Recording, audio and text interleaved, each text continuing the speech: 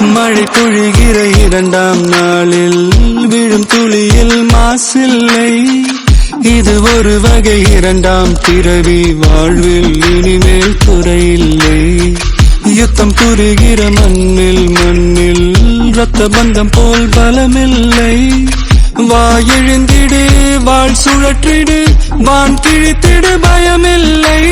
கீச்சை மறந்து போன கிளியின் மௌனம் போல இதயம் தவித்த போது நீ இசையாய் உள்ளே வந்தாயே.